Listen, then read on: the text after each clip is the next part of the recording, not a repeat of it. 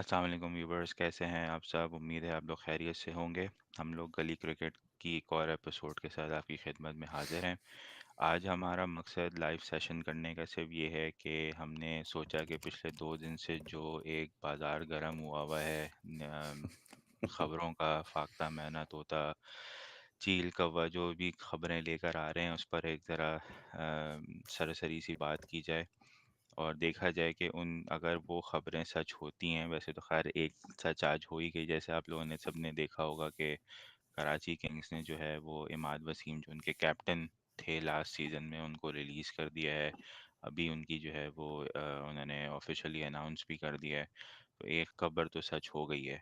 तो हमने सोचा कि इसी तरह जो बाकी ख़बरें जो मार्केट में गर्म है उनको एनालाइज़ किया जाए, उनको रिव्यू किया जाए और उनसे देखा जाए कि अगर वो ख़बरें सच होती हैं तो उनकी टीम्स पे क्या असर पड़ेगा, किस तरह की ट्रेड्स मुतवक्के हैं ड्राफ्ट में, टीम्स का क्या बैलेंस बनता हुआ नज़र आ रहा है, कौन किस फ्रेंचाइज में जा रहा है, कौन क्या वैल्यू लेके जा रहा है या क्या वैल्यू लेकर आ रहा है।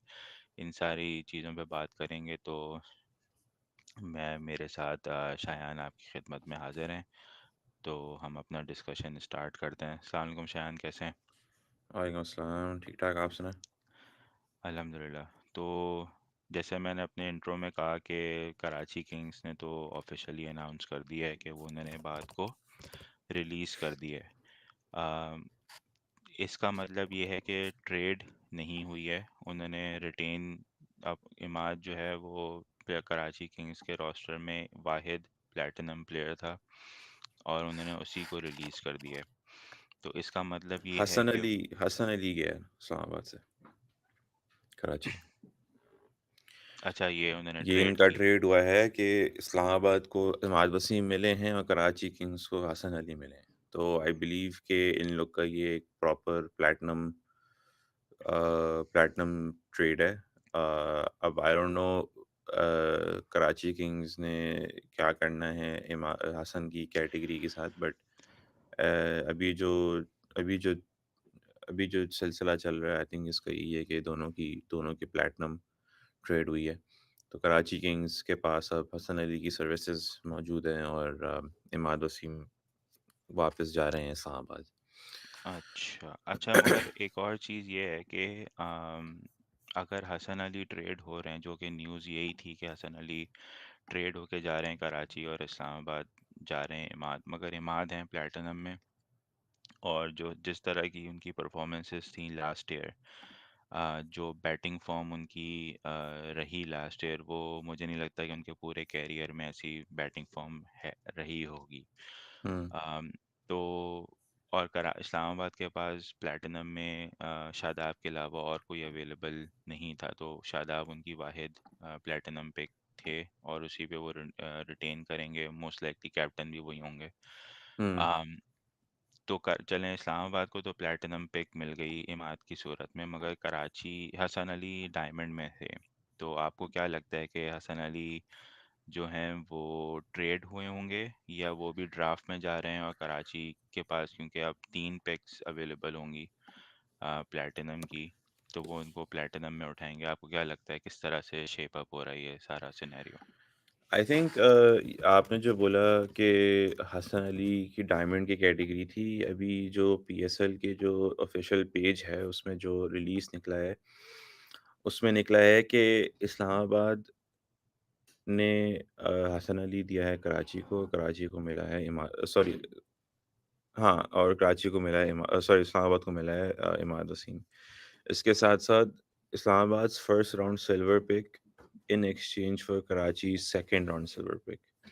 तो इससे इससे ये पता चलता है कि हसन अली गए हैं डायमंड में और उनका क्या कहते हैं, अम, अच्छा, अ, ये अब पीएसएल ने क्या ऑफिशियली अनाउंस कर दिया? पीएसएल ने ऑफ़िशियली अनाउंस कर दिया है और इसके साथ-साथ अ, उनके जो बैनर पे लिखा हुआ है ना, लिखा हुआ है कि इस्लामाबाद की जो सिल्वर राउंड है, उसमें कराची की पहली पिक थी, अब वो इस्लामाबाद की हो गई है और कराची को दूसरी अ सॉरी, इस्लामाबाद की जो पहली पिक थी, वो कराची को मिल गई है और कराची की इस्लामाबाद को गई है दूसरी वाली। तो I think now I think हम लोग ये कह सकते हैं विद सर्टेनिटी कि ये this would probably be a more fair pick for fair trade, क्योंकि इमाद वसीम को एक प्रॉपर सॉरी इस्लामाबाद को एक प्रॉपर ऑलराउंडर मिला है in a platinum category in this shape of Imad Wasim. और फिर उन लोगों को एक अपनी पिक देनी पड़ी सिल्वर राउंड में। और but apart from that I think this is probably a fair trade, और ये ट्रेड ऐसी थी कि it was on the cards. जब इमाद वसीम के रिटायरमेंट का सुनने में मिला, और जब हैदर अज़हर मुल्तान सुल्तान से कराची गए, तो हम लोगों को लग तो रहा था कि कोई ना कोई चेंज तो आएगा। कैसा चेंज आता है, प्लेयर डायनामिक्स इस तरह चेंज होते हैं, वो हम लोग सस्पेक्ट कर ही रहे थे। बट ये this was sort of written on the wall कि एक बड़ा चेंज कराची में आने वाला है with the arrival of Haider Azhar. मगर इसी को अगर हम कंटिन्यू करें, और मैं असल में समझना ये चाह रहा हूँ, या हमारे व्यूवर्स भी ये जानना चाहेंगे कि आपके ओपिनियन में इमाद ने ये स्टेप क्यों लिया है, क्योंकि अगर देखा जाए तो कराची में ही वॉज वेरी कंफर्टेबल, वो साइड लीड भी कर रहे थे। अम, उन्होंने जो मैस क्रिएट किया PSL 7 में, मैनेजमेंट ने, और obviously Imad was part of it.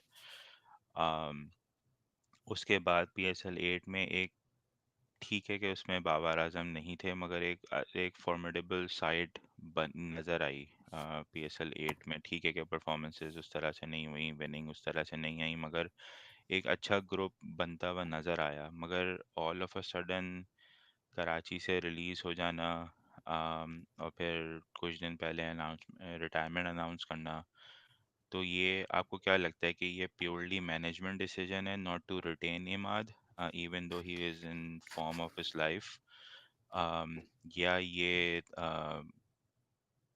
क्या ये सिर्फ इमाद का पर्सनल मूव है कि इट्स बिन 8 सीजन्स नाउ और मैं एक ही फ्रेंचाइज के साथ हूँ, सो लेट्स एक्सप्लोर मोर, और जो उसकी करंट फॉर्म है उसको कैश इन किया, and then he got a better deal at Islamabad. आपको क्या लगता है?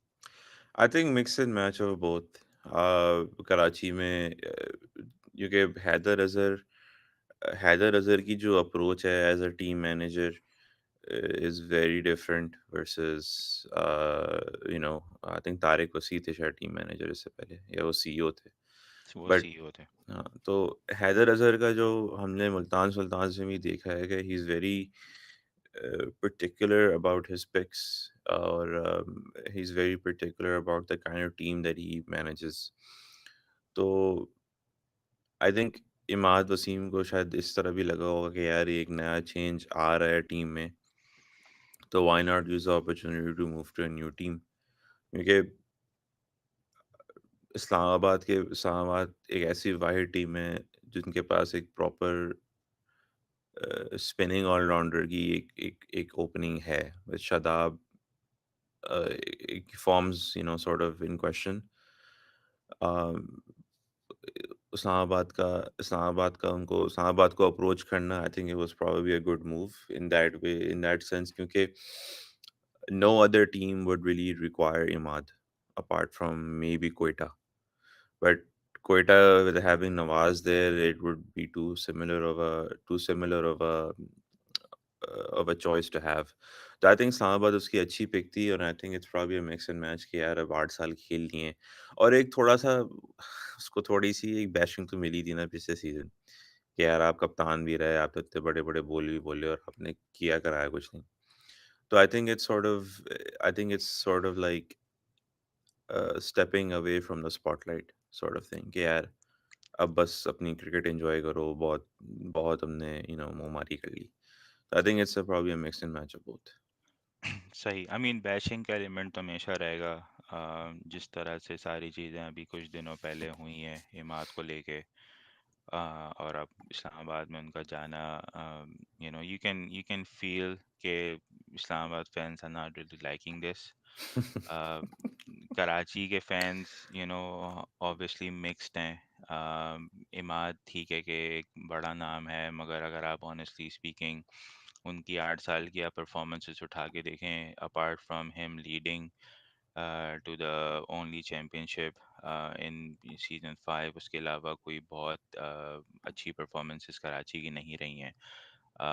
Apart from his personal performance from last year, वो भी मेनली बैटिंग की। उसके अलावा अगर आप देखा जाए तो उसकी अपनी भी परफॉर्मेंसेस कोई बहुत एक्स्ट्राऑर्डिनरी नहीं है। जो एक प्लैटिनम या डायमंड लेवल प्लेयर्स आप एक्सपेक्ट करते हैं, उस तरह हुँ। की परफॉर्मेंसेस इमाद की नहीं रही हैं। तो अम, चले कराची ने फिर हसन अली ले लिया और इमाद को रिलीज़ कर दिया। अम, आपको क्या लगता है कि हसन अली कराची किंग्स में किस तरह से फिट इन होंगे? उन वो क्या क्योंकि अब कराची का मसला बॉलिंग हमेशा से रहा है। बैटिंग वो फिर भी थोड़ी बहुत जो है वो फॉरेन पिक्स के साथ या लोकल्स के साथ वो अपनी एक कोर बना लेते हैं या एक बैटिंग फॉर्मुलेट कर लेते हैं।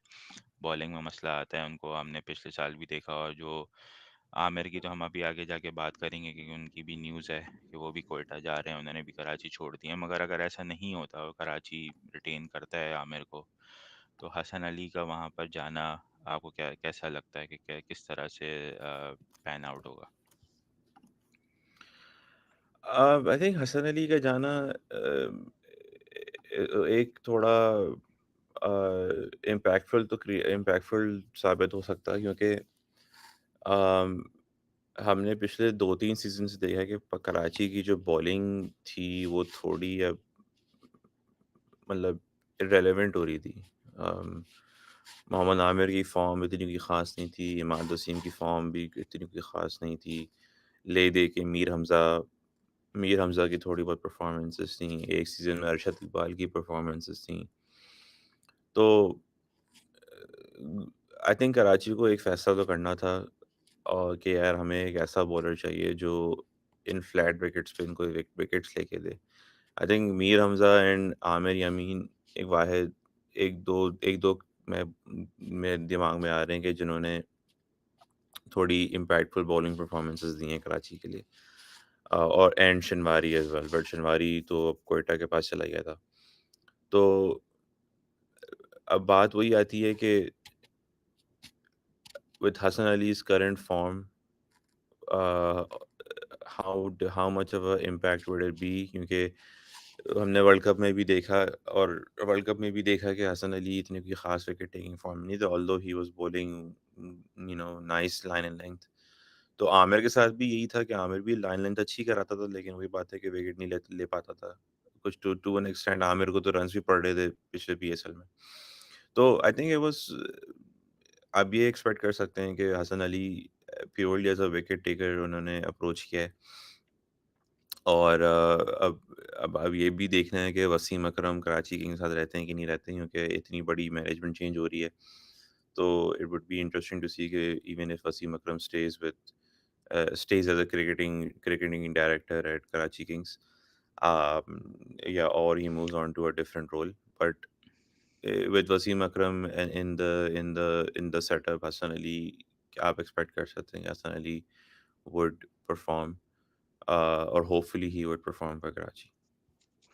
आई डोंट थिंक कि वसीम अकरम का कोई मूव आने वाला है, क्योंकि वो बहुत ज़्यादा इन्वॉल्व्ड है उस पूरे ग्रुप के साथ। वो ए स्पोर्ट्स के भी प्रेसिडेंट हैं। वो कराची किंग्स की भी एक एक बहुत ही स्ट्रॉन्ग पोजीशन होल्डर हैं। तो मुझे नहीं लगता कि उनकी तरफ से कोई मूव आएगा।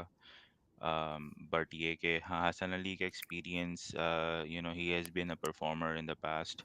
ठीक है कि मेरे हिसाब से जो वो इस्लामाबाद गए थे फ्रॉम पेशावर, वो मूव कभी भी मुझे समझ में इस तरह से नहीं आई, क्योंकि he was doing well in in Peshawar. Yeah. उनकी अपनी परफॉर्मेंसेस उनकी अपनी इंजरी की वजह से या आउट ऑफ फॉर्म होने की वजह से अफेक्ट किए थे। मगर इस्लामाबाद जाके मुझे लगा कि वो थोड़ा सा और अंडर द वाटर चले गए। बहुत ज़्यादा उस तरह से प्रोमिनेंट नहीं रहे जैसे वो पहले थे, जस्ट बिकॉज कि इस्लामाबाद के पास लोकल बॉलिंग ऑप्शंस काफ़ी ज़्यादा हैं। Hmm. तो और एक वजह ये भी है उनको ट्रेड करने की, क्योंकि उनकी अगर आप गोल्ड कैटेगरी देखते कैटेगरी रिन्यूअल में, तो उनके पास बहुत ज़्यादा प्लेयर्स थे जो कि वो जिसको उन्होंने अकोमोडेट करना था और वो सबको रिटेन नहीं कर सकते थे। तो I think that was the only reason के इस्लामाबाद इस ट्रेड में इंटरेस्टेड हुई होगी, क्योंकि otherwise they had to let go Hasan. और हसन जिस तरह का प्लेयर है, obviously in PSL format every franchise would want to have him, तो why not just make some money out of it, या just give a player a respectable exit. तो hmm. ये तो हमने इमाद और हसन की बात। अच्छा, इमाद इस्लामाबाद जाते हुए आपको कैसा लग रहा है? कि आई मीन वी नो के इस्लामाबाद के बाद लेफ्ट आर्म स्पिनिंग ऑप्शन का जो है वो थोड़ा सा हमेशा से मसला रहता है। दे हेवली रिलाई ऑन शादाब और कोई और स्पिनर, या मेनली देयर पेस बैटरी। मगर इमाद का वहाँ पे जाना आपको कैसा लगता है? इमाद का आई थिंक इमाद का जाना, इमाद की बैटिंग के लिहाज से मैं कह सकता हूँ कि इमाद की batting suits well with with a, with Islamabad approach. Islamabad की वही अप्रोच है हमेशा से, जो एक तरीके की इंग्लैंड क्रिकेट टीम की अप्रोच है कि भाई मतलब हिट फ्रॉम बॉल वन। तो from batting perspective I can see कि how Imad Wasim fits in. Imad का सबसे impactful phase as a bowler हमेशा टॉप सिक्स में रहता है। आउट ऑफ टॉप सिक्स वो ही इज मतलब इसकी कोई उसका कोई इम्पैक्ट नहीं है। तो how they would make the best use of him as a bowler, that remains to be seen. जो उसने कराची के लिए परफॉर्मेंसेस दी हैं और जो पाकिस्तान टीम के लिए परफॉर्मेंसेस दी हैं, it's has mainly been in the top six in the power play. तो पावर प्ले में अगर वो उसका इम्पैक्ट यूटिलाइज़ करना चाह रहे हैं, अ, तो वो देखना पड़ेगा, क्योंकि अब विकेट्स काफ़ी फ्लैट बनती हैं। अब उसमें उनका इमाद का वो एक ज़िप नहीं रहा जो एक ज़माने में था। तो एक टेम्पलेट जो इमाद की सक्सेस का बना हुआ है, आई एम होपिंग कि वो लोग यही यूटिलाइज़ करना चाहेंगे। Other than that I don't see कि इमाद की यूटिलाइज़ेशन किस तरह हो सकती है। क्योंकि उसकी बॉल में इतना कोई ट्रेंड होता है, वो एक सीधी-सीधी आम बॉल कराता रहता है। उसको जो थोड़ा बहुत असिस्टेंस मिलती है, वो उसकी बॉल स्किड होती है, ठप करके लगती है आगे पैड पे। तो अगर आपने पिच ही ऐसी बनानी है, आपने खेलनी उन्हीं पिचेस पे जिस पे ये सब ना रहे, तो फिर एक तरीके से वो उसका जो इफ़ेक्ट होता है वो नेगेट हो जाता है। तो जैसे मैंने कहा कि उसका उसको यूटिलाइज़ आई थिंक उसको मेनली यूटिलाइज़ करना चाहेंगे ये लोग as a batsman, batting all-rounder, um, who can come in and bowl 2 or 3 overs. I don't think कि उसको ऐसे ये लोग प्रॉपर ऑलराउंडर यूटिलाइज करेंगे, प्योरली बिकॉज़ उसकी बॉलिंग थोड़ी वन डायमेंशनल है। नहीं, असल में इस्लामाबाद के दो इश्यूज थे।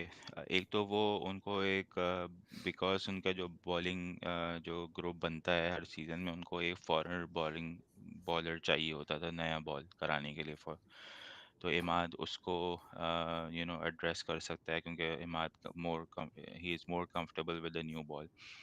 ऑब्वियसली बैटिंग एस्पेक्ट इस्लामाबाद हर किसी में देखता है, जो भी उनकी टीम में होता है वो 10-11 नंबर तक बैटिंग अपनी प्रोलॉन्ग करते हैं इसीलिए। और इमाद जिस वो जो बैटिंग फॉर्म में है, he is an ideal player for at 5 और 6 नंबर।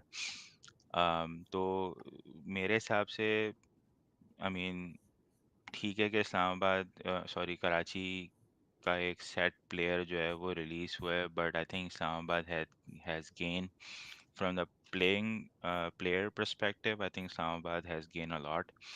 अब वो परफॉर्मेंस किस तरह से आती है, that is remain to be seen. मगर कराची का भी मसला वही था कि उनको बॉलिंग पेस बॉलर जो है वो अम, चाहिए होते हैं। एंड देन इमाद क्योंकि कैप्टन होता है, कैप्टन रहा है, तो बाद दफ़ा हमने ये भी देखा है कि जब एक बैटिंग ट्रैक हो और सबको मार पड़ रही हो, तो इमाद उस तरह से अपने आप को एक्सपोज नहीं करता है। या करता था। तो एक वजह ये भी हो सकती है कि ही wasn't really the leader in the bowling department for Karachi. um, तो चलें, ये तो हमने जो ऑफिशियल ट्रेड हो गई इस पे बात कर ली। अब आ जाएं ज़रा जो बिहाइंड द सीन जो अभी ट्रेड की बातें हो रही हैं। पहले हम कराची से ही बात कर लेते हैं। दो न्यूज़ हैं कराची के हवाले से। एक ये कि आमिर जो हैं वो आमिर भी रिटेन नहीं हो रहे हैं, क्योंकि obviously he is more comfortable playing with Imad Wasim, और अब क्योंकि वो पूरा ग्रुप जो है वो आगे पीछे हो गया है, तो Imad is also looking for a new franchise. It is rumoured, ख़बर यही है कि इमाद जो है वो, सॉरी, आमिर जो है वो क्वेटा में जाने में इंटरेस्टेड है, या क्वेटा आमिर को लेने में इंटरेस्टेड है। तो आप ये वाली ट्रेड कैसे देख रहे हैं? क्योंकि जो सबसे बड़ी ट्रेड अभी जो इन द वर्क्स है, वो नसीम शाह की ट्रेड है, and Quetta is holding all the cards. जिस तरह से आई थिंक उनको रिस्पांस मिला है नसीम की ट्रेड में कि every franchise is so interested in getting Naseem. तो आपको क्या लगता है कि आमिर का जाना कोयटा में और कोयटा से नसीम का निकलना, ये आप किस तरह से देख रहे हैं इस तरह इस डेवलपमेंट को? um, अगर आप सिर्फ पेपर पे कंपेयर करें Aamir for Naseem, it's it's an interesting consideration, क्योंकि नसीम का एक लेवल थोड़ा बहुत हाई है। और फिर आमिर के साथ, Aamir can be a reliable bowler, but Aamir के साथ अब आजकल एक थोड़ा सा फिटनेस इशू भी रहा है। वो पूरा पूरा टूर्नामेंट नहीं खेल पाता, काफ़ी 2-3 गेम भी मिस करता है, तो बैक के इश्यूज हैं। तो Quetta has a history of having players who are not able to commit 100%। हमने वो ट्रेंड देखा है पिछले 2-3 साल से कि वो उनके जो फेलियर्स हुए हैं पिछले 2-3 सीज़न से, वो ये ब्लेम करते हैं कि भाई हमारे प्लेयर्स या तो नहीं आए या तो इंजर्ड हो गए, यू नो। तो Aamir also carries that risk कि आपने एक ट्रेड तो कर ली, बट अब उसको यूटिलाइज किस तरह करेंगे, you have to make sure कि भाई वो बंदा पूरा टूर्नामेंट खेले। अब आमिर का जो ट्रेंड चलता है, he very rarely gets to play the whole tournament. तो अब ये देखना पड़ेगा कि is it a fair trade with Naseem going out and Aamir coming in. On paper sure, but in reality I don't think, क्योंकि वही बात है कि नसीम का जो करंट फॉर्म है, it's very, it's very demanding. आप वो इट्स वेरी आई कैचिंग। तो आई वुड होप कि यार they utilize Amir well, but the thing is you have Sarfaraz in Quetta who, who knows how to handle his players. तो एक experience with Sarfaraz का रहा भी है, अच्छा एक्सपीरियंस रहा है सरफराज के साथ। तो एक आप ये कह सकते हैं कि यू कैन होप कि यार Sarfaraz knows how to handle Amir with his injuries and with his impact, क्योंकि I think Sarfaraz, I think the best Aamir की जो बेस्ट परफॉर्मेंसेस आई हैं, um with regards to um his wicket taking, it has either been under Sarfaraz or Imad. तो I think उसका जो एक comfort factor है वो रहेगा अंडर सरफराज के, यार एक अपना बंदा है, ही नोज माय गेम। और वो किस तरह उसको यूटिलाइज करता है वो देखना पड़ेगा, but on paper it might be an even trail just because the factor that Amir is, but उसकी जो recent form है in PSL has not been very promising, and I think that's where Quetta will have the challenge कि आपने ले तो लिया है, but अब वो करेगा क्या? नहीं, जहाँ तक बात पीएसएल परफॉर्मेंसेस की है ना, तो अगर आप ऑन पेपर देखें, ठीक है कि नसीम का स्टैचर बहुत बहुत हाई हो गया है फ्रॉम हिज इंटरनेशनल परफॉर्मेंसेस, और जिस तरह से वो अब इंटरनेशनली ऑल थ्री फॉर्मेट का बॉलर है, और जिस तरह से वो हाईली रेट हो रहा है, nothing to take away anything from Naseem. अगर अगर आप उसकी सिर्फ पीएसएल परफॉर्मेंसेस देखें, तो वो उसके स्टैचर से मीट नहीं करती हैं। या तो और that is one of the reasons why Quetta struggled in the past at least 2 years, क्योंकि नसीम 2 साल से तो actively Quetta से खेल रहा है, but he was not able to perform the way Naseem, the Quetta would want him to perform, being a a leader in their bowling attack. तो उस लिहाज से देखा जाए तो आमिर का इंक्लूजन अगर होता है क्वेटा में, तो उनको एक एक्सपीरियंस बंदा मिल जाएगा बॉलिंग में। ठीक है कि वो सारे गेम खेलता है या नहीं खेलता, मगर वो जितने भी गेम्स खेलेगा, one thing is for sure कि he is going to lead that attack. Aamir का मसला ऑब्वियसली फिटनेस का है, बहुत बड़ा मसला है। और उसकी अब obviously because he is in that phase of his thirties, जहाँ पे बॉलर्स का टिपिकली जो है ना एक हल्का सा डिक्लाइन शुरू हो जाता है। हमने देखा है कि क्योंकि उसकी फिटनेस उस तरह से नहीं है, तो उसकी पेस भी ड्रॉप होती है। ही रिलाइज मोर ऑन वेरिएशंस। और ऑब्वियसली जिस तरह की पिचेस कराची में या आपको पाकिस्तान में मिलती हैं, उसमें आप you can not really do much with pace, तो आपको वेरिएशंस पे रिलाई करना पड़ेगा। But it will be very interesting to see के आमिर जो है वो क्वेटा ज्वाइन कर रहे हैं, अगर कर रहे हैं। और नसीम का तो खैर आई थिंक कंफर्म ही है कि ही इज़ लीविंग क्वेटा। अब वो किधर जाता है, ये that is remain to Naseem बी का भी सीन। सुनने में आ रहा था कि अभी वो एक 2-3 मैंने पढ़े हैं ट्विटर पे और मुल्तान सुल्तान्स के हिंट्स पे कि इट लुक्स लाइक कि Multan Sultan has agreed on a trade with Quetta. उनका जो ट्रेड बनता है वो ये बनता है कि Rilee Rossouw will go to Quetta and Naseem Shah will come to Multan sultans.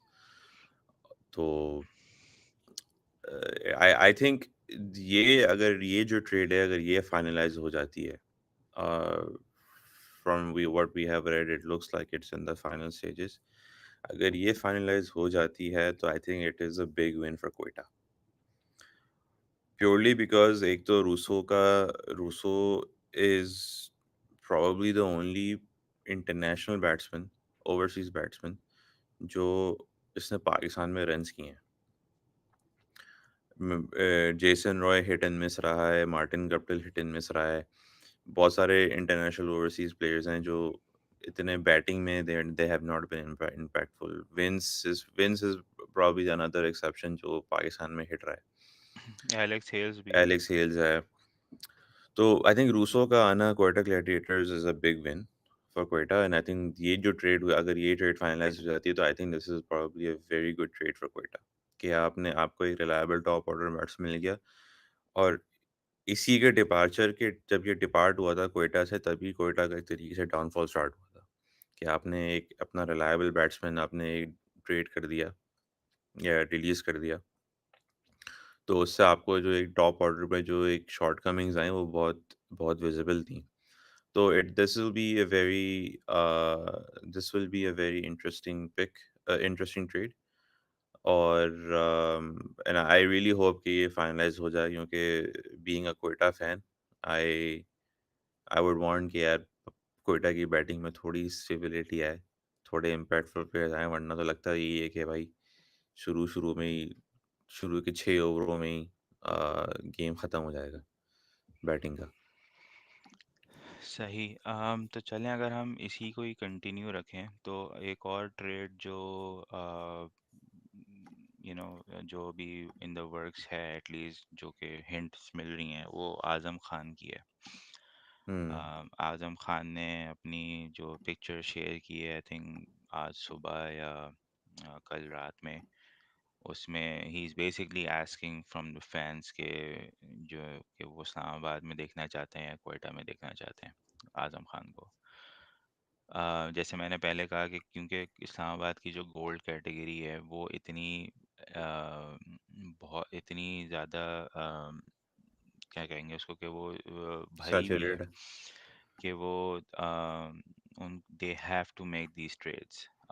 They can not just let go these guys जो है, जो जिन्होंने इतना अच्छा उनके लिए परफॉर्म किया इन प्रीवियस सीजन। सो इसी वजह से ये सारी ट्रेड्स की बातें शुरू हुई हैं। तो आज़म खान का वापस कोयटा में जाना, ये आप कैसे देखते हैं from Islamabad point of view, क्योंकि वो अपना एक कीपर लूज कर रहे हैं, but on the other hand Quetta already have Sarfaraz as keeper. तो आप आजम खान की ये ट्रेड कैसे देखते हैं? आज़म खान की ट्रेड क्वेटा इस्लामाबाद के लिए काफ़ी बड़ा लॉस होगा। क्योंकि आपको याद हो तो पिछले 2 सीज़न से इस्लामाबाद को उसने काफ़ी मतलब अमेज़िंग इनिंग्स उसने खेली हैं अगेंस्ट क्वेटा। एक तो अगर आपको वो शॉट याद हो जो उसने हसनैन को जो एक स्वीप मारा था, जो छत पे छक्का गया था, करनेशनल स्टेडियम में। तो आई थिंक उस गेम में आई थिंक उसने 97 कुछ मारे थे उसने। बट अम, आज़म खान का ट्रेड होना आई think it will be a very big loss for Islamabad. Like you said कि एक तो आपका कीपर जा रहा है। Although if they keep Ramanullah Gurbaz, they won't have shortcoming on that end as a keeper, but you do lose a very good batsman at the latter end of the innings, जो quick runs आके मारता है।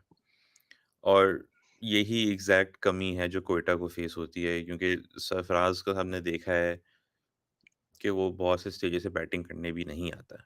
वो अपने ऊपर लोगों को भेजता रहता है। तो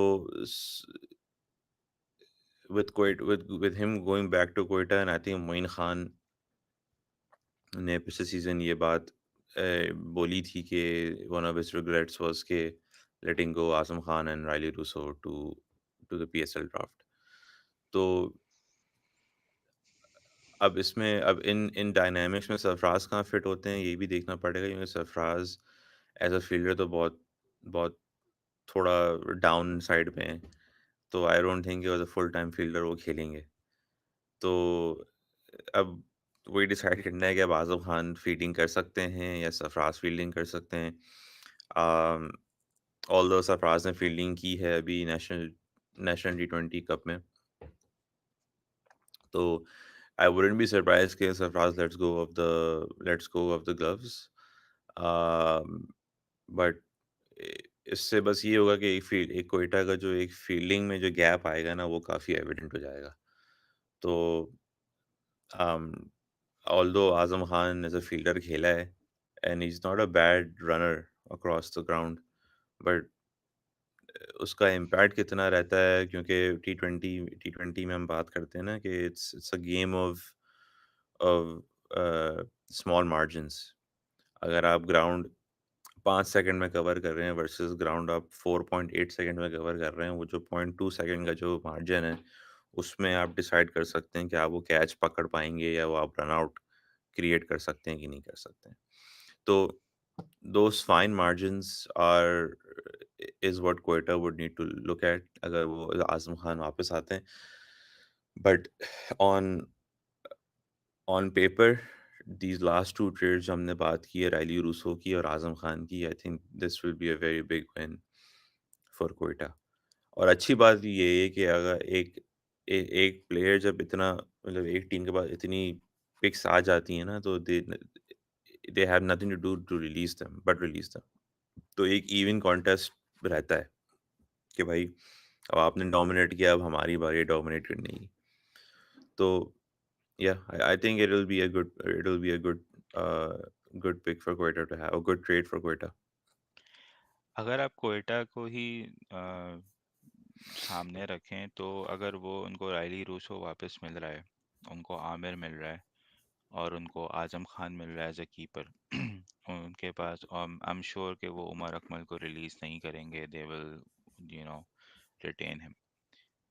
अगर आपके पास बैटिंग और इफ्तिखार उनके पास ऑलरेडी है इन प्लेटिनम, तो मुझे नहीं लगता कि इफ्तिखार भी रिलीज हो रहा है। They will want to keep him just because कि उसकी जो, इवन दो वही सेम केस विद इफ्तिखार के, वो नसीम की तरह उस तरह से परफॉर्म उसने नहीं किया है जितनी वो अच्छी फॉर्म में है। स्पीकिंग ऑल ऑफ दैट, आप एज अ क्वेटा फैन क्या समझते हैं कि क्वेटा को इवन सरफराज को रिटेन करना चाहिए भी, जस्ट बिकॉज के आपके पास अब इतने ऑप्शंस आ रहे हैं? where where does Sarfaraz fit in the batting lineup apart from him being the captain or the keeper? आपको क्या लगता है कि सरफराज का क्वेटा में रहना does it still make sense? Sarfaraz का क्वेटा में रहना इट ओनली मेक सेंस अगर सरफराज अपने आप को टॉप 3 में इम्प्लीमेंट करता है। दैट्स द ओनली वे आई सी कि सरफराज फिटिंग इन क्योंकि नंबर 4 पे आपका खेलेगा रूसो, उसके बाद फिर उमर अकमल, आज़म खान, फिर आपके पास नवाज़ भी है, तो और फिर इफ्तिखार भी है। तो इट फिर मतलब अगर सरफराज खेलता है और अपने आप को नीचे रखता है तो फिर वो यही हरकतें करेंगे कि भाई आप अपने अपने सुपर ओवर प्लेयर्स को बेचते जाएँगे। तो if Sarfaraz is planning on opening or playing one down, that's the only aspect I see कि Sarfaraz Ahmed is going to fit in. Or and I and just knowing Quetta Gladiators narrative, I Sarfaraz नहीं release होता. It will be a very big, not a blunder, but it will be a very big news कि Sarfaraz has been released. क्योंकि if Sarfaraz is released, there is no other franchise who will pick him. क्योंकि सरफराज की कोई कोई जगह कहीं और बनती भी नहीं है। तो सरफराज अहमद कौन-सी फ्रेंचाइज़ में खेलेंगे, कहाँ कहाँ इम्पैक्ट क्रिएट करेंगे, वो भी एक इतना प्रॉमिसिंग सिनेरियो नहीं है। तो I think best case for Sarfaraz is कि वो टॉप 3 में अपने आप को अम, एस्टैब्लिश करें। Although he has done that in the past, not consistently enough. क्योंकि उनके बाद अगर वो टॉप 3 में करते हैं तो एक वो एज़ अ एंकर रोल भी खेल सकते हैं, जो एक तरीके से बाबर आज़म ने कराची किंग्स के लिए प्ले किया है और पेशावर के लिए कर रहे हैं। Then that allows the other dynamic players to come in and just play their game. So it will be interesting to see how that happens. मगर वो एक्सपेरिमेंट तो उन्होंने PSL 6 में किया था ना। सरफराज ने ओपन भी की, सरफराज ने वन डाउन भी खेला। जो मगर रन्स आप किए थे ना उन्होंने पीएसएल 6 में, हाँ, पीएसएल 6 में मगर वो उस तरह से थोड़ी किए थे कि क्योंकि अगर वो इतना सक्सेसफुल होता तो वो फिर दोबारा से अपना नंबर 4 पे या नीचे क्यों आता फिर। क्योंकि इसका मतलब यही है कि अगर उन्होंने वो एक्सपेरिमेंट किया, और क्योंकि वो एक्सपेरिमेंट उन्होंने जब जिस टाइम पे किया था, उन्होंने उस वो टाइम पे रिजवान एक और एक्सपेरिमेंट ये भी किया था कि उन्होंने साइम अयूब से ओपन करवा दी थी एज एन इमर्जिंग प्लेयर, तो वो बैकफायर कर गया था उनको बहुत बहुत हुँ, ज़्यादा। तो इंटरेस्टिंग होगा ये देखना कि सरफराज को इस बार अगर वो रिटेन करते हैं तो वो किस यू नो उनका क्या रोल होगा टीम के अंदर। Now hmm, let's move on to Multan. Multan Sultans की एक सक्सेसफुल फ्रेंचाइज है। They have been doing really well. पिछले 3 फाइनल उन्होंने खेले हैं, एक जीते हैं, 2 हारे हैं। मगर बहुत ही डोमिनेंट साइड रही है ever since Rizwan took over. तो नाउ देम गेटिंग नसीम, और उनके जो 2 लास्ट ईयर के जो इमर्जिंग प्लेयर्स है जो कि अब गोल्ड में हैं, अब्बास आफरीदी और एहसानुल्लाह, और फिर Naseem as a platinum player उनकी टीम में अगर आएंगे तो you know there I don't think कि अगर वो तीनों को रिटेन कर रहे हैं, मीनिंग कि अगर वो एहसानुल्लाह और अब्बास आफरीदी दोनों को रिटेन कर रहे हैं, तो डू यू थिंक कि ये तीनों एक साथ खेल पाएंगे मुल्तान की प्लेइंग 11 में? अगर ऐसा होता है तो डू यू थिंक के इमर्जिंग प्लेयर जो है उनका इस बार या तो कोई स्पिनर होगा या कोई बैटर होगा, क्योंकि बॉलिंग की फिर गुंजाइश बचती नहीं है एज अ बॉलर। वो पेसर जो है वो इमर्जिंग खिलाएं, तो आपको उनकी लाइनअप कैसी दिख रही है अगर ये ट्रेड हो जाती है नसीम की?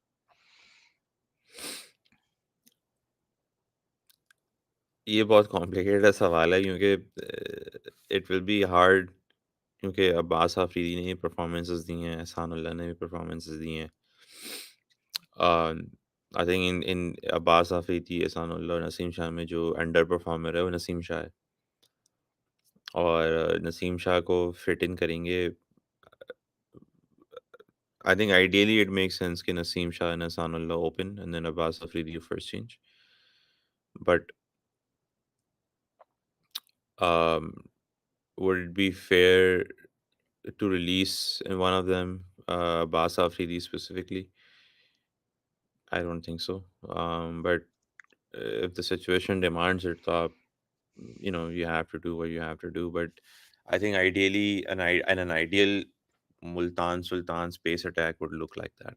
कि आप नसीम शाह से ओपन करवाएं with Ahsanullah sharing the new ball और फिर आप फर्स्ट चेंज पे अब्बास अफरीदी को लेकर आए. And I think it used to be the opposite way around. It used to be Abbas Afridi opening and Ihsanullah coming in at first change, I believe. Which this season, I think that's what they went for. Okay, Ihsanullah would come in first change. Um, and he had been impactful in that sense. But अब ये भी देखना है कि एहसानुल्लाह की जो shoulder injury हुई है, वो उस लिहाज से किस तरह इम्पैक्ट करती है उसकी पेस पे. तो it will be interesting to see how Ehsanullah stays in the spotlight with his wicket taking abilities, क्योंकि from what I have read, he is still not 100%. And by the time PSL comes around, he will still not be 100%. तो ये भी देखना होगा कि by the time वो PSL start होता है, तो what if he will, if Multan will risk, Ihsanullah to play the tournament. तो I think नसीम का ट्रेड इस लिहाज से भी लॉजिकल बनता है कि अगर को मुल्तान को सिर्फ 2 सीमर खिलाने पड़े, तो they can shuffle it around in that sense कि Abbas Afridi, Naseem Shah can handle that workload. फिर and Multan Sultan also had the opportunity of playing Sheldon Cottrell last season. So it also allowed them to, fluctuate their bowling attack very well. Not fluctuate, sorry, rotate their bowling attack very well. तो it will be interesting to see कि वो लोग किस तरह करते हैं. But अगर वो लोग शेल्डन कॉटरल को भी रिलीज करते हैं, तो फिर इनका बॉलिंग लाइनअप इसी तरह बनता है कि ये लोग तीन खिलाएंगे और फिर एहसानुल्लाह इमर्जिंग में भी नहीं रहेगा, वो गोल्ड में आ जाएगा. वो तो गोल्ड में ही है, वो गोल्ड में इमर्जिंग से है निकल तो के, क्योंकि वो पाकिस्तान खेल चुका खेल है चुका लास्ट है ईयर. या. तो it will B unless they do a relegation. uh, I think gold is the lowest category, right? Silver. Silver is, unless they do a relegation of one player, which अभी तक announcement तो नहीं हुई है उसकी, लेकिन unless a relegation का request approve हो, I don't see these three guys playing together. मतलब I don't see these three guys being retained. वो लोग ड्राफ्ट में पिक कर लें, वो अलग कहानी है. But as things stand right now, it will be interesting to see how that happens. क्योंकि गोल्ड में मुल्तान के पास जो है वो एहसानुल्लाह है, अब्बास आफरीदी है, धानी है, अनवर अली है, हाँ, धानी भी तो है यार. और अरफात मिन्हास है. अब मसला ये है कि एहसानुल्लाह की भी शोल्डर इंजरी है और उसकी अभी तक कोई इस तरह से अपडेट आई नहीं है कि उनकी रिकवरी कैसी जा रही है. हम्म. नसीम ने ऑलरेडी स्टार्ट कर दी है, but it will take him a while to get back to his rhythm. तो मेरे ख्याल से इस ट्रेड की एक वजह ये भी है मुल्तान के पॉइंट ऑफ व्यू से कि या एहसानुल्लाह उनका स्टार परफॉर्मर था last year, even though Abbas Afridi was the player of the tournament, मगर एहसानुल्लाह ने जो इम्पैक्ट डाला था लास्ट ईयर वाज अनमैचेबल. तो मेरे हिसाब से उन्होंने नसीम की, अगर ट्रेड कंफर्म हो रही है मुल्तान से, तो उसकी दो वजूहत हैं. एक ये कि उनको एक अच्छा पेसर मिल जाएगा फॉर द लॉन्ग रन. दूसरा ये कि मुल्तान के अभी वही मसला है जो इस्लामाबाद का मसला है, कि उनको एक पेसर, फॉरेन पेसर चाहिए होता है फॉर द न्यू बॉल. क्योंकि इनके हम्म. पास जो भी बॉलर्स होते हैं वो फर्स्ट चेंज वाले या डेथ ओवर्स वाले बॉलर्स होते हैं. उनको नया बॉल से एक पेसर चाहिए होता है, जिसकी वजह से उन्होंने जॉश लिटल को उठाया था लास्ट ईयर.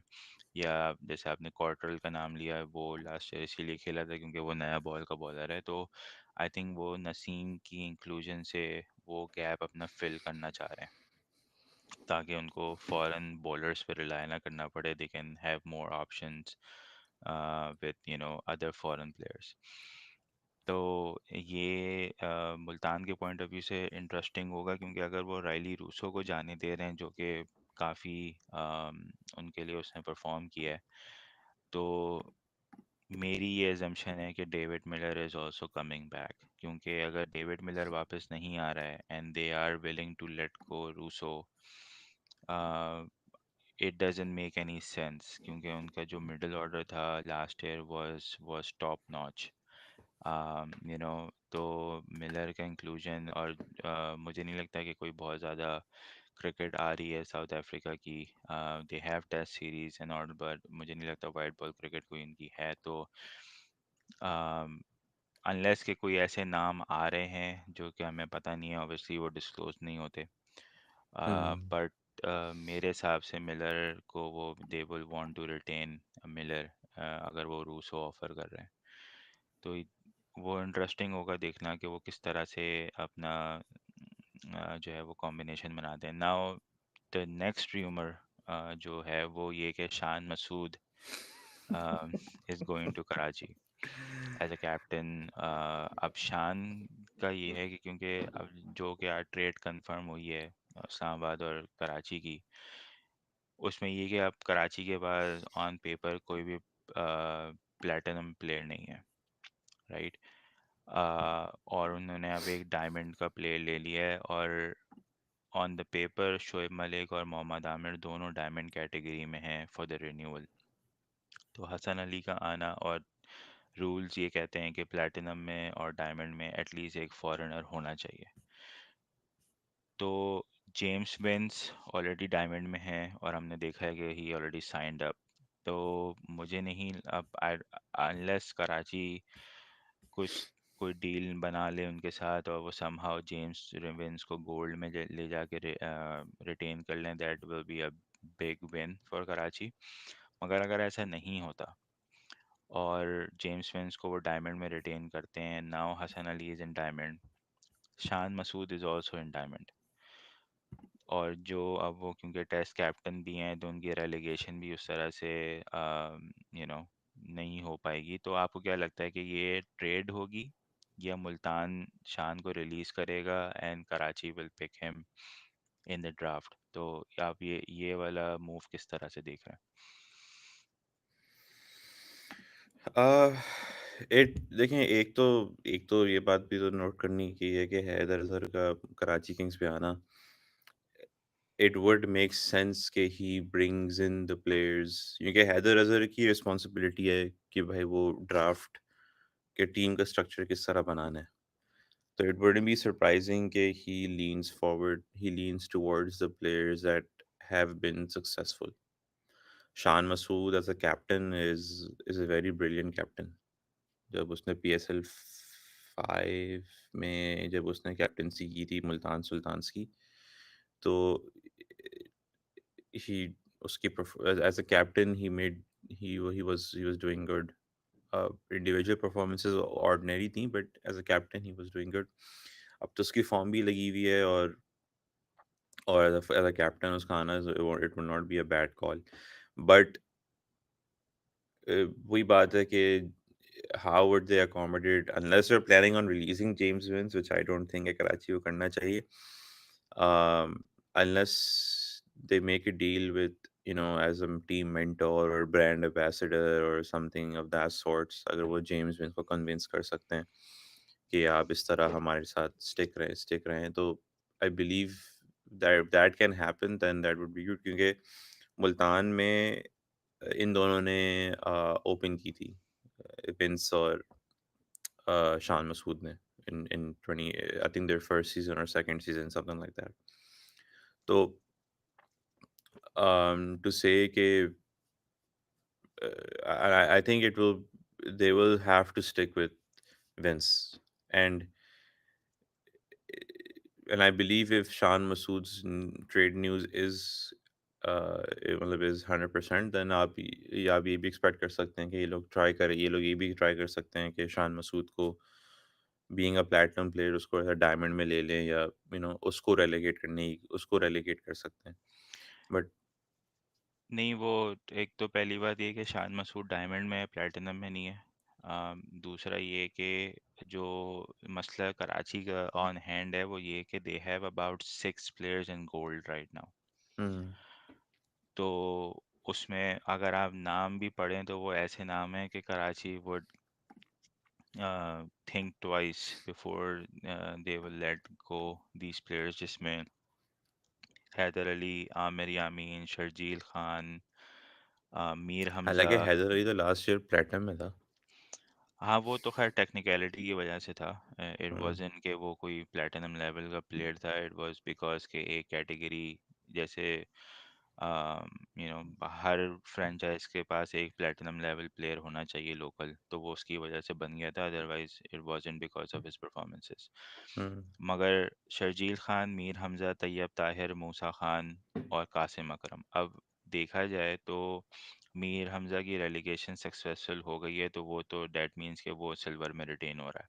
हुँ। अब उसके बाद बचता है आपके पास हैदर अली, आमिर यामीन, शर्जील खान, तैयब ताहिर, मूसा खान और कासिम अकरम। इसमें से मूसा आई खान थिंक ये को वो लोग रिलीज़ कर सकते हैं। मूसा खान को रिलीज़ कर देंगे ये लोग। That still gives you 5 players. तो अब मसला ये है कि वो अगर जैसे कि आपने वो मेंटोर या ब्रांड एम्बेसडर की बात की, उसमें मसला वो ये है कि अगर वो जेम्स फिन्स को ब्रांड एम्बेसडर बना के गोल्ड में लेकर आते हैं फ्रॉम डायमंड, हुँ, तो दैट मीन्स कि उनको एक और प्लेयर जो है वो रिलीज़ करना पड़ेगा, and then they would hope के उनको वो ड्राफ्ट में वापस मिल जाए। तो बहुत इंटरेस्टिंग सिनेरियो है कराची के लिए कि वो किस तरह से अगर मोहम्मद आमिर चले जाते हैं तो that will leave out a space in diamond, और हसन अली उसको रिप्लेस करता है, Shoaib Malik is already there. मुझे जो लग रहा है कि अगर ये एक चीज़ कंफर्म्ड हो जाती है कि Shan is really leaving Multan and coming to Karachi, तो मेरे हिसाब से I think what the best case scenario will be कि शान को वो वाइल्ड कार्ड करके प्लेटिनम मिले, प्लैटिनम में नहीं है। क्योंकि आई डोंट थिंक कि वो उसको डायमंड में फिट इन कर सकते हैं, and he is too good of a player कि वो गोल्ड तक उनको लेकिन मिलेगा। उसके लिए तो फिर शान को रिलीज़ होना पड़ेगा ना। राइट, तो वो हुँ, ट्रेड नहीं होगी।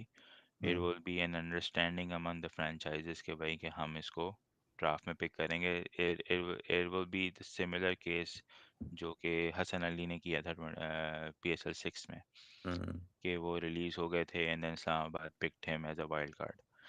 तो ये तो हो गया कराची और मुल्तान का। अम,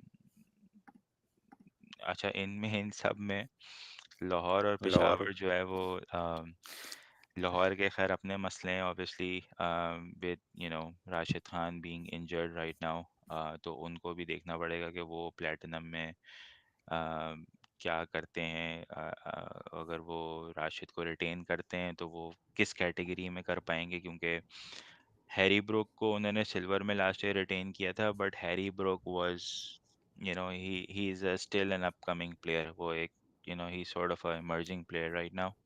हुँ, ठीक है कि उसकी परफॉर्मेंसेज हैं, he is is on high demand, मगर राशिद खान का कंपैरिजन नहीं है उससे। तो आई डोंट थिंक कि राशिद खान की रेलीगेशन जो है वो कोई भी एक्सेप्ट करेगा, इवन दो कि वो फिट नहीं है, he won't be able to play. Hmm, I don't think he will be able to play PSL 9। मगर ये कि अगर वो फिर भी उसको प्लेटिनम में रिटेन करते हैं तो that will be a bold move from Lahore. और वो ऐसा कर भी सकते हैं क्योंकि वो उनका स्टार परफॉर्मर है। उसने उसकी वजह से उनकी जो एक एक जो बैलेंस जो उनकी टीम में आता है हुँ, वो रहेगा। मगर उनको फिर एक और मसला ये भी है कि वो जमान खान को किस तरह से फिट इन करते हैं इस साल, क्योंकि अब वो भी गोल्ड है और वो भी जिस तरह का बॉलर है उसकी भी कोई रेलीगेशन वगैरह नहीं होने वाली। तो इंटरेस्टिंग होगा लाहौर और पेशावर के लिए भी। अ, मगर ये कि अच्छा, वसीम जूनियर की थोड़ी सी बात कर लेते हैं कि वसीम वैसे जूनियर का भी सुना है कि वो एक चीज़ मैं भी ऐड कर दूँ, मैं तो ये भी पढ़ रहा हूँ कि मोहम्मद नवाज़ भी शायद क्वेटा लीव करें हैं। ये भी बहुत इंटरेस्टिंग हो जाएगा फिर तो, अगर मोहम्मद नवाज़ भी लीव करे आते हैं। बल खैर नवाज भी अगर लीव करता है, आई थिंक नवाज भी प्लेटिनम में है अभी, सॉरी डायमंड में है डायमंड में। अभी। तो नवाज अगर फॉर एग्जांपल लीव करता है तो आई थिंक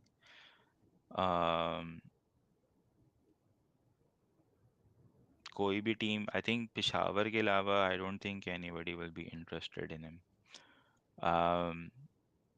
ऑब्वियस सी बात है वो देखना यही पड़ेगा कि किसके पास क्या अवेलेबिलिटी बचती है या किसके पास क्या स्पेस है। But one thing is for sure कि इस बार डायम जो ड्राफ्ट होने वाला है ना, बहुत वो सॉलिड होगा। लोकल लोकल पिक्स के लिहाज से बहुत इंटरेस्टिंग होने वाला है, क्योंकि जिस तरह से इस बार लोगों की कैटेगरीज प्रमोट हुई हैं, सारी टीम्स को जो है ना वो थोड़े बहुत मसले आए हैं। आई मीन अगर हम कराची की बात करें तो Karachi now have to decide कि वो तैयब ताहिर को रिटेन करेंगे या हैदर अली को रिटेन करेंगे या कासिम अकरम को रिटेन करेंगे, you know.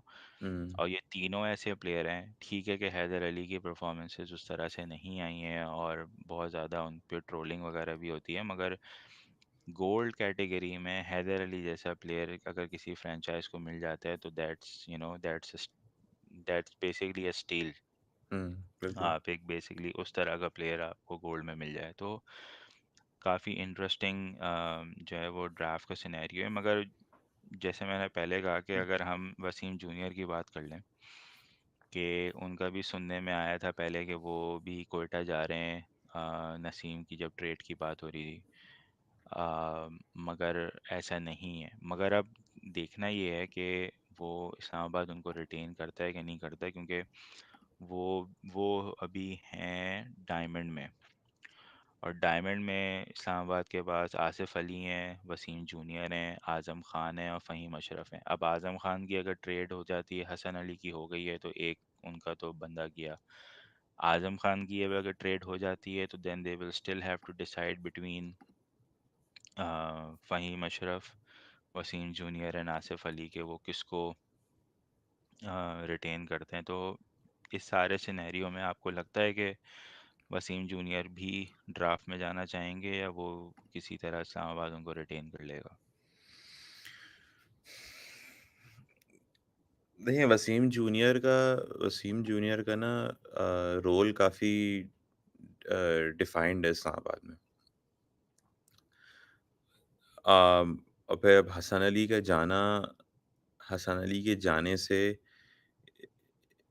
I would expect कि ये लोग, इफ लेट्स से कि Junior stays in Islamabad and Hasan Ali is not there, I would say कि ये लोग जूनियर को वो रोल देंगे जो उन्होंने हसन अली के लिए रखा हुआ था। And that's the only uh, logical thing that comes to my mind, कि that's how they will utilize um, junior. um, उसका लीव करना आई डोंट अंडरस्टैंड, क्योंकि किसी भी और फ्रेंचाइज को पेसर्स की अब वैसी कोई ज़रूरत नहीं है, स्पेशली मुल्तान, पेशावर और to an extent maybe Quetta को शायद ज़रूरत पड़े, but I only see Quetta या Karachi picking him up in the draft if Islamabad releases them, and if they release him, अगर वो रिलीज़ करते हैं तो वो एक ये होगा कि या तो वो ड्राफ्ट में पिक करें, और अगर वो ड्राफ्ट में पिक नहीं करते हैं तो there only two other franchises that I can see कि वो लोग that might be interested.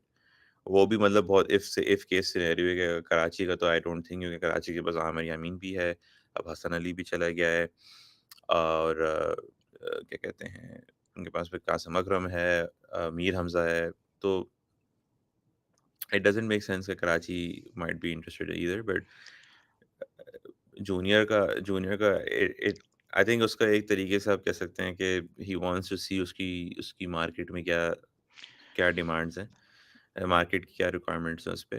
But best case scenario फिर जूनियर यही होगा कि या तो वो ही स्टेज विद इस्लामाबाद, क्योंकि with the role that he has, I do not see him being picked for any other franchise other than Quetta या Islamabad. मैं थोड़ा सा जो है ना, मेरा डिफरेंट पॉइंट ऑफ व्यू है। अगर आप जो जो खबर आई थी के इस्लामाबाद यूनाइटेड ने क्वेटा को आज़म खान और वसीम जूनियर ऑफ़र किया था in in place of Naseem. Hmm, और फिर खबर ने ये कहा कि Wasim Junior had a change of heart, he now wants to go into the draft after talking to somebody. ठीक है, अच्छा, अब वो स्टार समबडी बैट्समैन। जो है वो समबडी जो है वो उनका ताल्लुक मेरे ख्याल से शायद पेशावर से है। और पेशावर ने इस साल वहाब रियाज को रिलीज़ कर दिया है फॉर ऑब्वियस रीजंस, राइट। तो उनके पास एक डायमंड में एक स्पेस है। तो मेरे हिसाब से मुझे ऐसा लगता है कि अगर वसीम जूनियर डायमंड में ड्राफ्ट में जाता है तो he can be an ideal replacement for Wahab. मगर इसमें सबसे बड़ी बात जो होगी देखने वाली वो ये कि इस्लामाबाद वसीम जूनियर को भी रिलीज़ करता है after just releasing Hasan Ali, क्योंकि फिर उसके बाद उनके उनका जो एक लोकल पेस का जो ग्रुप है वो हुँ, काफ़ी हद तक जो नो डिप्लीट हो जाएगा। तो मुझे ऐसे नहीं लगता कि होने वाला है। I think that is the reason why कि उन्होंने हसन अली की ट्रेड की है instead of letting go Wasim junior, क्योंकि वसीम जूनियर की करंट परफॉर्मेंस भी बहुत अच्छी है। ही इज़ हुँ। Now going to Australia to play a test match. तो I think from futuristic point of view से भी अगर आप देखें तो Wasim junior is gonna be more relevant in Pakistan cricket then Hasan Ali या और कोई प्लेयर। तो उस लिहाज से मेरे ख्याल से either he they will be able to retain him, और अगर वो ड्राफ्ट में जाता है तो I think Peshawar has a better chance of getting him. I think Islamabad के लिए I think they might release Asif Ali instead. I doubt it, क्योंकि वही वाली बात है कि ही इज़ देयर प्रोडक्ट। तो you know that will be the last thing they will do. मगर मसला फिर वो भी है ना कि आसिफ अली को अगर वो रिलीज़ करते भी हैं, there is it could be a possibility कि वो आसिफ अली को रिटेन सॉरी रिलीज़ करें और ड्राफ्ट में उसको जाके राइट टू मैच पे रखें कि कोई जो भी उठाए उसको राइट टू मैच करना। उसको राइट टू मैच करें। मगर फिर मसला वही है कि अगर किसी ने वाइल्ड कार्ड कर दिया आसिफ अली पे, हुँ, तो फिर इस्लामाबाद उसको मैच कर पाएगी कि नहीं कर पाएगी। बट करंट परफॉर्मेंसेस जो आसिफ अली की अब हैं, आई डोंट थिंक कि कोई भी फ्रेंचाइज उसको वाइल्ड कार्ड करेगी। He is currently in diamond. I don't think he is his performances are are of diamond level. But obviously क्योंकि इस्लामाबाद के लिए उसने काफ़ी परफॉर्म किया हुआ है, he somehow performs for Islamabad United consistently जिस रोल में वो आता है। तो आई डोंट थिंक कि वो उस पर चांस लेंगे, बट अगर उन्होंने लिया तो it will be something that they will try to do कि वो उसको राइट टू मैच करेंगे अगर किसी ने ड्राफ्ट में उठाया। हुँ। बट इसके अलावा तो और कोई न्यूज़ मुझे नहीं लगता है, अभी हमने तक तो कोई सारी नहीं चीज़ें आई है। कवर कर ली हैं। हुँ। ऑब्वियसली रिटेंशंस जो है वो इस वीक में नहीं तो शायद अगले वीक तक आएंगी। Obviously for some reason PSL management likes to keep these things on hand at the last minute। तो बड़ा इंटरेस्टिंग हो जाएगा देखना ये कि ऑब्वियसली आहिस्ता आहिस्ता करके अब ये सारी न्यूज़ आएंगी, कंफर्म होंगी। तो हम उसके बाद फिर ऑब्वियसली एक और शो करेंगे टू एनालाइज के क्या रिटेंशंस हुई हैं, किस तरह से टीम शेप अप कर रही हैं। बट ये क्योंकि जो डेवलपमेंट पिछले 2-3 दिन से हो रही थी, हमने सोचा कि आपके साथ अपना पॉइंट ऑफ व्यू लेकर आएँ, शेयर करें और देखेंगे कि क्या सिनेरियो बन रहा है। तो इसके साथ अगर आपने हमारा चैनल सब्सक्राइब नहीं किया है तो प्लीज़ सब्सक्राइब कर लें, क्योंकि आगे जाके काफ़ी अच्छा कंटेंट आने वाला है in terms of PSL, Pakistan tour of Australia और फिर न्यूजीलैंड सीरीज़ इन जनवरी। तो अगर आपने हमारा चैनल सब्सक्राइब नहीं किया है तो प्लीज़ उसको सब्सक्राइब कर लें। और हमारा इस वाले सेशन पे ज़रूर फीडबैक दीजिएगा, कमेंट्स के ज़रिए आप बताएं कि आप किस ट्रेड के साथ एग्री करते हैं, किसके साथ नहीं करते, किस टीम के आप फ़ैन हैं, सो फोर्थ। तो उसके साथ आप मुझे और शायान को दें इजाज़त। इंशाल्लाह आपसे अगले सेशन में दोबारा मुलाकात होगी। अल्लाह हाफ़िज़। अल्लाह हाफ़िज़।